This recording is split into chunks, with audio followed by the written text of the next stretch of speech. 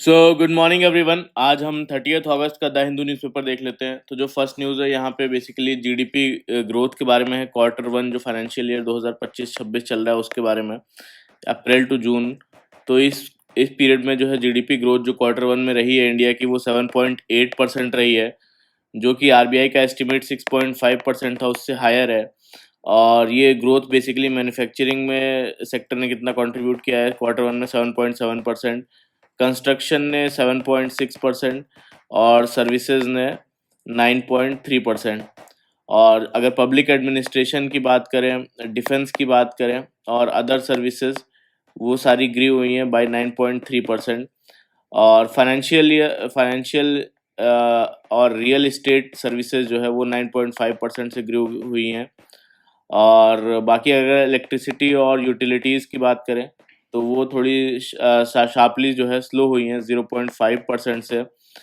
और गवर्नमेंट का कहना है कि यूएस ने जो टैरिफ्स लगाए हैं 50%, वो एक्सपोर्ट्स को स्लाइटली अफेक्ट करेंगे, लेकिन जो डोमेस्टिक जो डिमांड है और लोअर इनडायरेक्ट टैक्सेस जो है वो बेसिकली ग्रोथ को सपोर्ट करेंगे, ऐसा गवर्नमेंट का बोलना है। और पूरे साल का जो है ग्रोथ आउटलुक अनचेंज रखा गया है।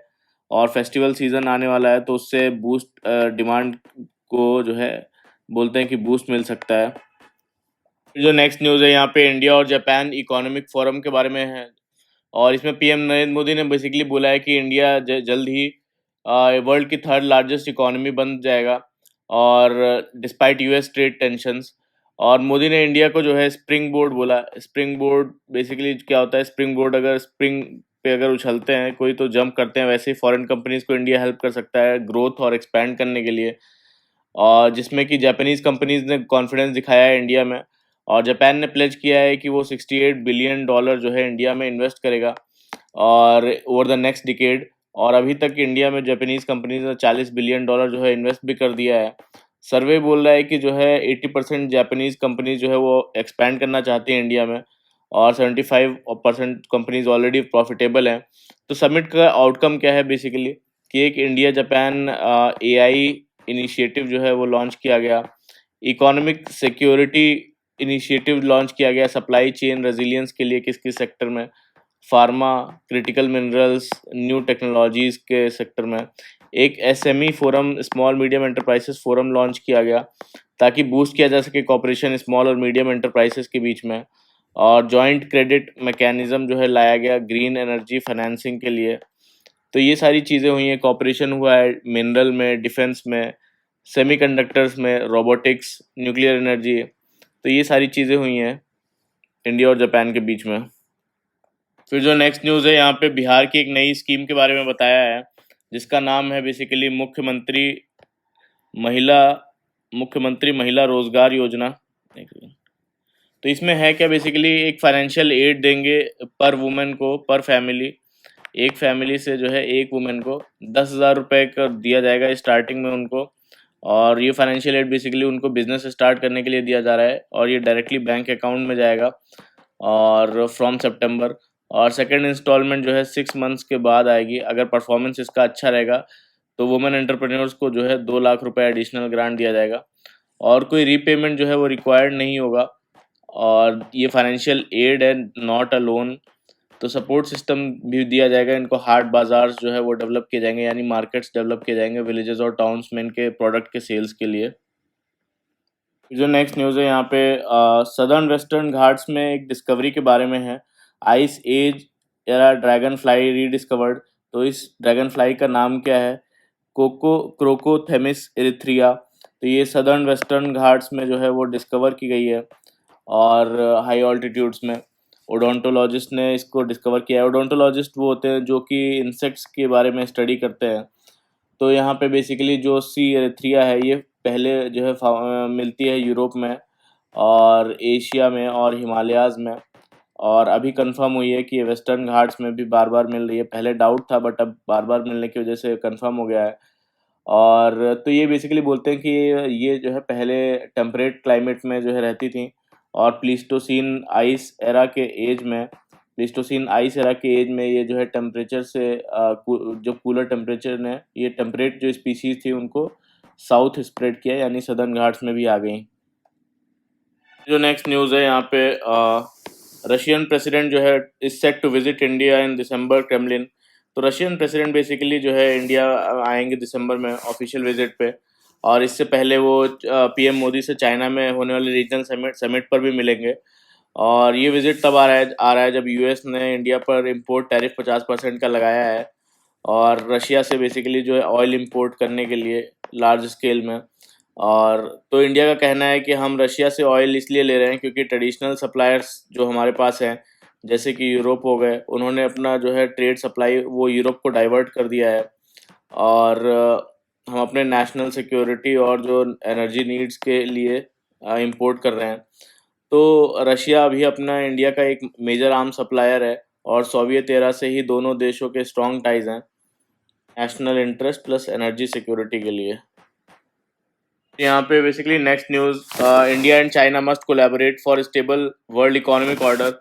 तो यहाँ पे एक जापान के विजिट के दौरान एक इंटरव्यू में पीएम मोदी ने बेसिकली कहा कि इंडिया और चाइना को मिल के जो है काम करना होगा ताकि वर्ल्ड ऑर्डर और में जो है स्टेबिलिटी लाया जा सके।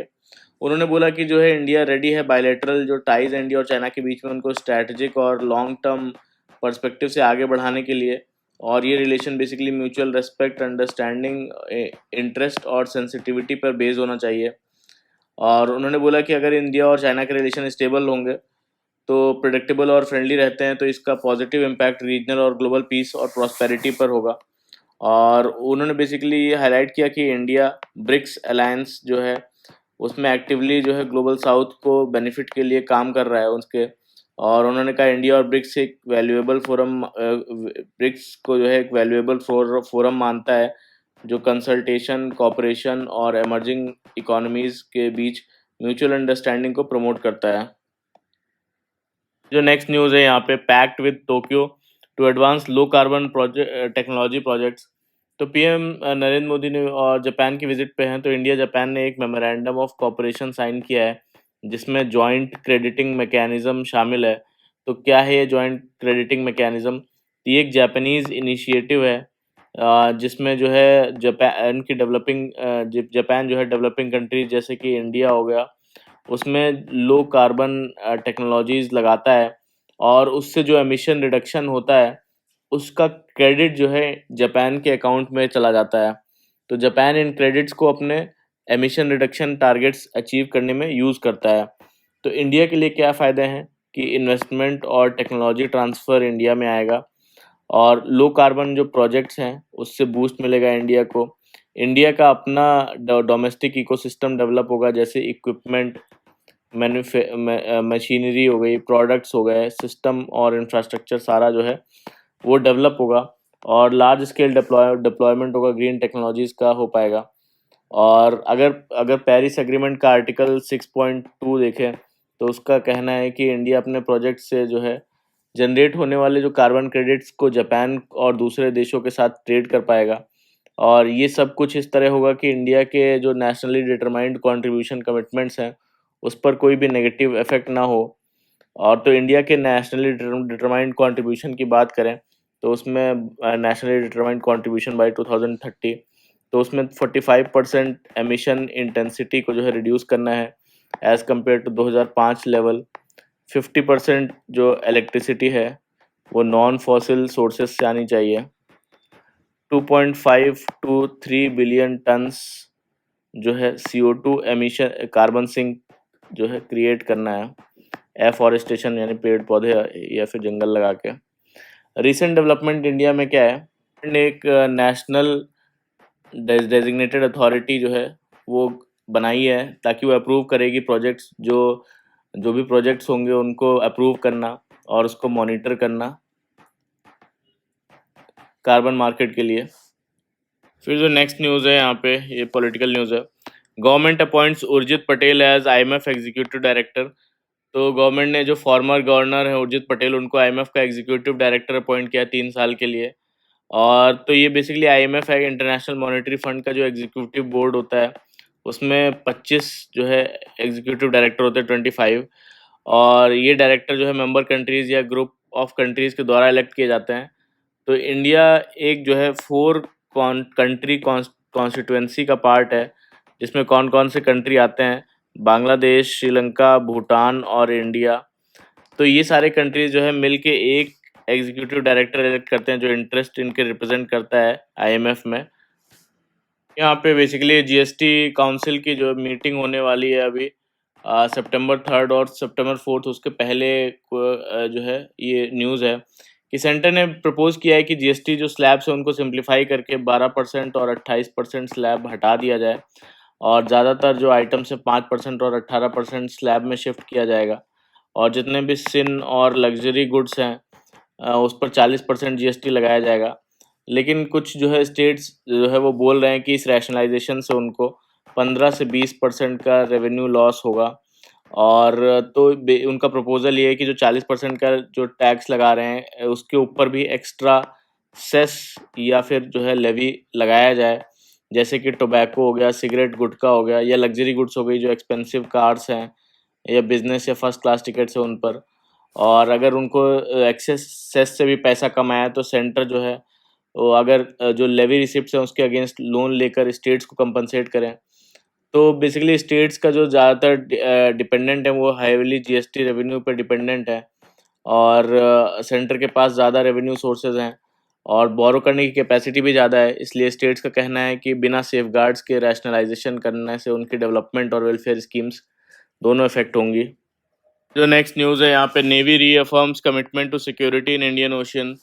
तो यहाँ पे इंडियन ओशियन नेवल सिंपोजियम ये इमर्जिंग लीडर्स पैनल डिस्कशन हुआ 27 और 28 अगस्त को सदर्न नेवल कमांड में कंडक्ट किया गया और इसमें बेसिकली बोला गया पे यंग नेवल लीडर्स ने आपस में आइडियाज़ शेयर किए इंडियन ओशियन जो रीजन है और उसमें मैरीटाइम कोऑपरेशन के फ्यूचर पर डिस्कशन किया। तो इसमें सबका बेसिकली बहुत चीज़ों पर डिस्कस किया गया, एआई पर, साइबर सिक्योरिटी पर, मैरीटाइम ट्रेड सिक्योरिटी पर। तो सभी डेलीगेट्स ने एग्री किया कि जो है मैरीटाइम डोमेन अवेयरनेस को इम्प्रूव किया जाए और जो टेक्नोलॉजी पार्टनरशिप है उसको एडवांस किया जाए। ट्रेनिंग इनिशिएटिव्स को एक्सपैंड करना ज़रूरी है इंडियन ओशन रीजन की सिक्योरिटी के लिए। फिर जो नेक्स्ट है यहाँ पे आर्टिकल है in an unstable world energy sovereignty is the new oil. तो बेसिकली यहाँ पे बोलते हैं कि इंडिया अपना जो है 85% से ज़्यादा जो क्रूड ऑयल है और जो 50% से ज़्यादा नेचुरल गैस ये बेसिकली इंपोर्ट करता है। मतलब हर इम्पोर्टेड जो बैरल है एक रिस्क है क्योंकि वर्ल्ड में कॉन्फ्लिक्ट्स और नैरो सी लेन्स और जो सप्लाई चेन ब्रेकडाउन्स बन रहे हैं। तो रशिया अभी जो है इंडिया का सबसे बड़ा ऑयल सप्लायर है। 2024-25 में 35 से 40% तक इंपोर्ट किया हमने सिर्फ रशिया से और यूक्रेन वॉर से पहले ये सिर्फ 2% हम रशिया से ऑयल इंपोर्ट करते थे। डिस्काउंटेड ऑयल से थोड़ा क्योंकि डिस्काउंटेड प्राइस पे मिल रहा है रशिया का ऑयल तो उससे थोड़ा रिलीफ मिला है पर ज़्यादा डिपेंडेंसी जो है बोलते हैं कि रशिया पे वो भी एक रिस्क है। तो डाइवर्सिफिकेशन करना होगा और लोगों और जगह भी एक्सप्लोर करनी होंगी। तो वो ही बोलते हैं कि असली सॉवरेनिटी है। इम्पोर्ट बिल के बारे में बताते हैं कि फाइनेंशियल ईयर 2023-24 की बात करें तो इंडिया का टोटल इम्पोर्ट जो बिल था वो लगभग $677 बिलियन था, जिसमें कि $170 बिलियन जो है सिर्फ क्रूड ऑयल और जो नेचुरल गैस है उसके इम्पोर्ट से हुआ। तो इस चीज़ से होता क्या है बेसिकली जो रुपी है वो वीकन होता है और ट्रेड डेफिसिट भी बढ़ता है और माइक्रो इकोनॉमिक स्टेबिलिटी जो है वो शेक होती है। में कुछ एग्जांपल्स देते हैं, फ्लैशबैक पॉइंट्स देते हैं, जैसे कि 1973 का ऑयल एम्बार्गो के बारे में कि वेस्ट की जो ओपेक पर जो डिपेंडेंसी वो एक्सपोज हुई और अगर 2011 के जो फुकुशिमा न्यूक्लियर डिजास्टर की बात करें, न्यूक्लियर एनर्जी से फेथ गिर गया लेकिन अब फिर से कम बैक हो रहा है। 2022 में अगर देखें तो रशिया यूक्रेन वॉर के कारण जो है यूरोप का 40% गैस इंपोर्ट वो बंद हो गया है, एलएनजी के प्राइसेस ऊपर हैं। तो लेसन यही है कि हर बड़ी क्राइसिस ही दुनिया ने एनर्जी के लिए रीथिंक किया और अब इंडिया के पास फोरफीट से जो है पाइवोट करने का चांस है। तो अब यहाँ पे बोलते हैं फॉसिल फ्यूल्स अभी भी जो है फॉसिल फ्यूल्स की बात करें तो 80% ग्लोबल एनर्जी जो डिमांड्स है वो मीट कर रहे हैं। ट्रांसपोर्ट का अगर 90% हाइड्रोकार्बन पर डिपेंडेंट है पूरा ट्रांसपोर्ट और रिन्यूएबल्स की बात करें तो अभी भी 10% से कम है और ऑयल और गैस एक्सप्लोरेशन इन्वेस्टमेंट गिर रही हैं। सप्लाई टाइट है, शॉक्स का रिस्क जो है वो भी हाई है बोलते हैं। यहाँ पे इंडिया के एनर्जी सिक्योरिटी सॉवरेनिटी डॉक्ट्रिन के बारे में बताते हैं, जो जिसके 5 पिलर्स हैं। इंडिया का एनर्जी सॉवरेनिटी डॉक्ट्रिन, फर्स्ट है कोल गैसिफिकेशन, जिसमें 150 बिलियन टन्स ऑफ रिजर्व्स जो है कोल गैसिफिकेशन किया गया।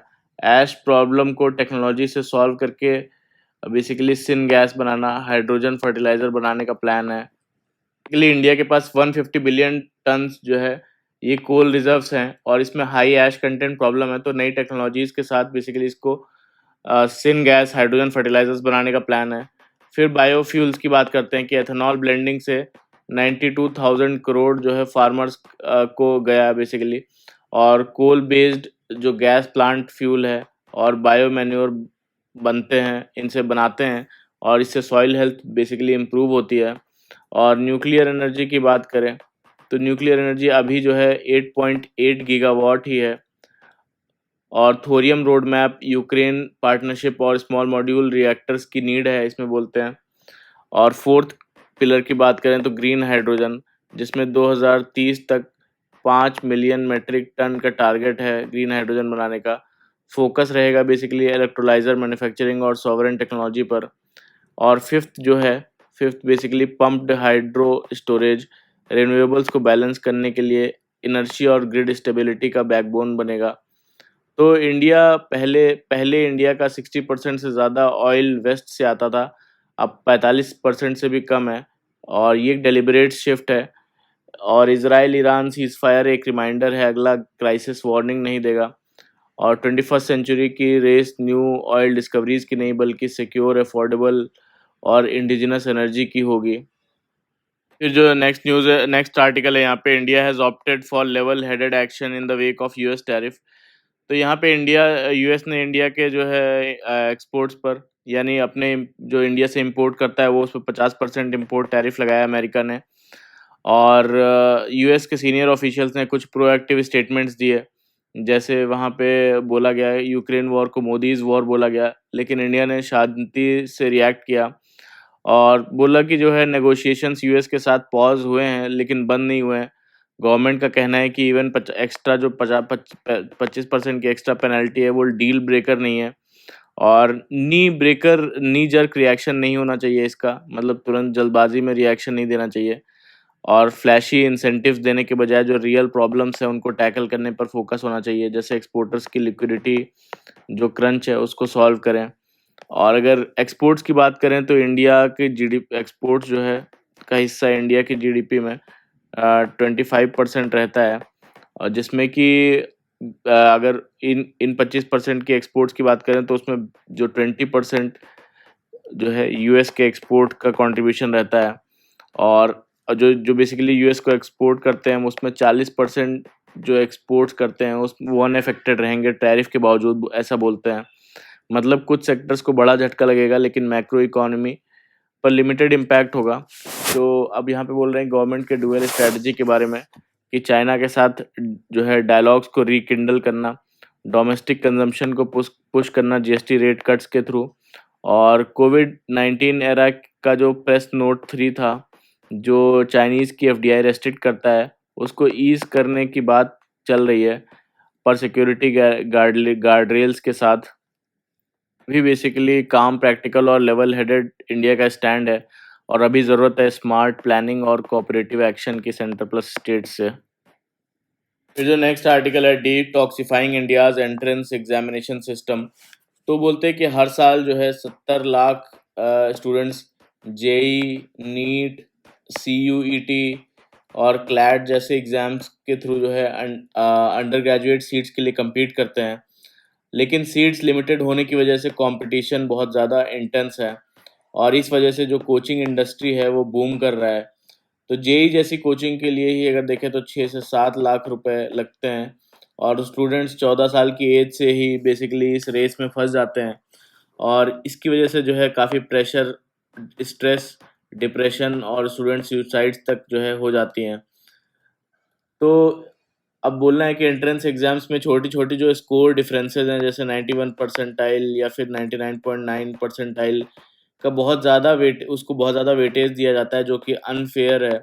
और इस सिस्टम से ज़्यादा फ़ायदा उन स्टूडेंट्स को होता है जिनके पास जो है कोचिंग अफोर्ड करने के लिए पैसे होते हैं। इसका रिजल्ट ये है कि रिच फैमिलीज़ को जो है एडवांटेज मिलता है, रूरल पुअर और गर्ल्स को डिसएडवांटेज मिलता है। स्टूडेंट्स की जो मेंटल हेल्थ और होलिस्टिक जो ग्रोथ है वो बेसिकली ख़राब होती है। ग्लोबल एग्जाम्पल बताते हैं कि नीदरलैंड्स में जो है मेडिकल एडमिशन्स के लिए लॉटरी सिस्टम यूज़ किया उन्होंने, जहां मिनिमम मार्क्स के बाद भी सीट्स लॉटरी से एलोकेट हुई। और चाइना ने बेसिकली 2021 में जो प्रॉफिट कोचिंग सेंटर्स को बंद कर दिया ताकि इनइक्वालिटी और फाइनेंशियल बर्डन कम हो। तो पॉसिबल सॉल्यूशन बोलते हैं इंडिया के लिए क्या है कि क्लास 12th के जो मार्क्स के बेसिस पर जो है वो ट्रस्ट करो। जैसे कि फिजिक्स हो गया, केमिस्ट्री हो गया, मैथ्स हो गया, इनमें 80% थ्रेशोल्ड, यानी कि अगर किसी ने 80% के ऊपर मार्क्स लाया है तो उसको एक ही कैटेगरी में डाला जाए, छोटे छोटे मार्क्स डिफरेंस ना क्रिएट किया जाए। एलिजिबिलिटी स्टूडेंट्स को कैटेगरीज में डालकर वेटेड जो है लॉटरी से एडमिशन दो, जैसे डच मॉडल में नीदरलैंड में किया गया। 50% जो आईआईटी की सीट्स हैं वो रूरल गवर्नमेंट स्टूडेंट स्कूल्स के लिए रिजर्व करो। अगर एग्ज़ाम्स रखने ही हैं तो कोचिंग्स को बैन किया जाए या नेशनलाइज कर दिया जाए। फ्री ऑनलाइन स्टडी मटेरियल दिया जाए। आईआईटीज़ के बीच जो है स्टूडेंट्स और प्रोफेसर एक्सचेंज शुरू हो ताकि हायरार्की कम हो और डाइवर्सिटी जो है वो बढ़े। तो एंड गोल यही है कि स्टूडेंट्स को कोचिंग ट्रेडमिल से फ्री करना और फाइनेंशियल बैरियर्स जो है वो कम करना, यूथ का हॉलिस्टिक डेवलपमेंट का मौका देना, एजुकेशन सिस्टम को ज़्यादा फेयर, इंक्लूसिव और इक्वल बनाना। जो नेक्स्ट है यहाँ पे उड़ीसा के बारे में है। उड़ीसा में एक बेसिकली अंगुल डिस्ट्रिक्ट है, उसमें कोल माइनिंग डिस्प्लेसमेंट जो हुआ उसके जो इश्यूज हैं उसको हाईलाइट करता है। एक अंतर्यामी प्रधान की स्टोरी दी गई है कि उनको बेसिकली लैंड डिस्प्लेसमेंट के बाद उनको नया घर मिला, जॉब सिक्योरिटी थी, लेकिन जो है भाई की डेथ के टाइम पे उनको क्रिमेशन ग्राउंड ना मिलना और नहीं मिला। ये दिखाता है कि रिहैबिलिटेशन में कम्युनिटी कनेक्शन मिसिंग है। और डिस्प्लेसमेंट क्राइसिस क्या है कि अंगुल के कोल माइंस जो है वो एक्सपैंड कर रहे हैं, विलेजेस पूरे के पूरे वाइप आउट हो रहे हैं। ऑलरेडी जो है 5,000 से ज़्यादा फैमिलीज पिछले 5 साल में डिस्प्लेस हो चुकी हैं। तो कंपनसेशन का इशू है कि विलेजेस को land plus money plus job, इनका मिक्स पैसा मिलना चाहिए, लेकिन जॉब्स प्रॉमिस अब नहीं होते। और लैंड कंपनसेशन जो है वो भी काफ़ी अनइक्वल है। जैसे कि एक गांव में 70 लाख भी मिल जाता है पर एकड़ के लिए, तो दूसरे में सिर्फ 11 लाख ही मिलता है पर एकड़ के लिए। पैसा मिलता है पर सिटीज़ में लैंड बहुत महंगा है, इसलिए सेटलमेंट टफ है। सोशल डिस्कनेक्ट की बात करते हैं, नए गांव में शिफ्ट होने पर जो है उनको एक्सेप्टेंस नहीं मिलती, जैसे बड़े भाई की डेथ पे क्रिमेशन ग्राउंड नहीं मिला उन्हें। कम्युनिटी आइडेंटिटी बेसिकली वो ख़त्म हो जाती है जब विलेजेस बिखर जाते हैं। और कोल और पॉलिसी एंगल की बात करते हैं तो उड़ीसा उड़ीसा जो है इंडिया का लार्जेस्ट कोल रिजर्व होल्डर है, जिसमें 25% से ज़्यादा का शेयर है। और ह्यूमन इम्पैक्ट इससे बेसिकली होता क्या है कि एजुकेशन वो डिसरप्ट होती है, स्कूल भी एक्विजिशन के अंदर आता है, और जॉब के प्रोमिसेस जो है वो भी अधूरे हैं। और वुमेन और हेल्थ केयर जो है वो सबसे ज़्यादा इम्पैक्ट होते हैं डिस्प्लेसमेंट के बाद, इसमें ये बोलते हैं। फिर जो नेक्स्ट न्यूज़ है यहाँ पे, रुपया गिर गया है 88.09 पर डॉलर तक हो गया है। और रीज़न ये है कि यूएस ने इंडिया के गुड्स पर एक्स्ट्रा टैरिफ लगा दिया है, 50% टोटल टैरिफ हो गया है। इसके बाद जो फॉरेक्स डीलर हैं उन्होंने बेसिकली रुपए सेल करना शुरू कर दिया है। ये 90 तक भी पहुंच सकता है, एक्सपर्ट्स बोल रहे हैं। जो नेक्स्ट है यहाँ पे, gross FDI at a 4 year high in June, net FDI fail 50%।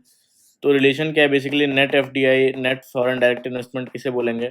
अगर ग्रॉस जो एफडीआई है उसमें से जो रिपैट्रिएशन होता है, यानी जो कंपनीज जो बाहर पैसा वापस ले जाती हैं या फिर सेल कर देती हैं इंडिया में, जो उनका इन्वेस्टमेंट है या फिर कोई डिसइन्वेस्टमेंट है, प्लस जो आउटवर्ड एफडीआई होती है इंडियन कंपनीज की, तो ये होता है नेट एफडीआई।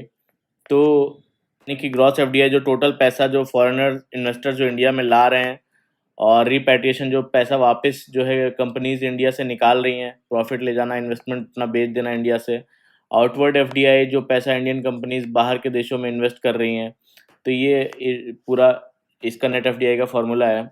बेसिकली न्यूज़ क्या है कि ग्रॉस एफडीआई ये 9.3 बिलियन $9.3 बिलियन रही। और नेट एफडीआई जो है ये 50% से कॉन्ट्रैक्ट हुआ, क्योंकि आउटवर्ड एफडीआई जो है ये काफ़ी तेज़ी से जो है वो बढ़ रहा है। और रीजंस क्या है, इंडियन कंपनीज का आउटवर्ड एफडीआई काफ़ी ज़्यादा बढ़ रहा है, ये चीज़ इंक्रीज हो रही है। और फॉरेन फर्म्स जो है इंडिया से प्रॉफिट वो विड्रॉ कर रही हैं, तो रिपैट्रिएशन काफ़ी ज़्यादा है इस रीज़न से। फिर जो नेक्स्ट न्यूज़ है यहाँ पे, mothers and children are starving in Gaza says UN food agency chief. तो यूएन फूड एजेंसी जो चीफ है उन्होंने बेसिकली बोला है कि गाजा में फेमाइन यानी अकाल चल रहा है, और उन्होंने खुद मदर्स और चिल्ड्रंस को स्टार्विंग देखा। तो उन्होंने ये भी बोला कि जो है integrated food security phase classification ने भी गाज़ा में फेमाइन डिक्लेयर किया, लेकिन इज़राइल ने इसे प्रोपेगेंडा डिक्लेयर किया। और हेल्थ मिनिस्ट्री के हिसाब से जो है लगभग 322 लोग स्टारवेशन से मर चुके हैं, जिनमें से 121 बच्चे हैं। यहाँ पे बेसिकली ब्राज़ील और यूएस के बीच में भी टेंशन्स बढ़ गए हैं, क्योंकि ब्राज़ील पर इम्पोर्ट टैरिफ 50% लगा दिया है ब्राज़ील पर यूएस ने। और तो ब्राज़ील भी जो है रिटेलिएटरी स्टेप सोच रहा है कि यूएस पर रिटेलिएटरी टैरिफ लगाने का। इंटरेस्टिंग बात यह है कि यूएस का ब्राज़ील के साथ $28.6 बिलियन ट्रेड सरप्लस है। ये मतलब ब्राज़ील यूएस से ज़्यादा इंपोर्ट करता है एज़ कम्पेयर टू एक्सपोर्ट्स। तो ये था पूरा आज का हमारा द हिंदू का न्यूज़ डिस्कशन, जिसमें हमने सारी न्यूज़ को डिटेल से डिस्कस किया। तो अच्छा लगा हो तो प्लीज़ लाइक करिएगा, कमेंट करिएगा और सब्सक्राइब भी कर लीजिएगा मेरे channel. Thank you very much for the discussion.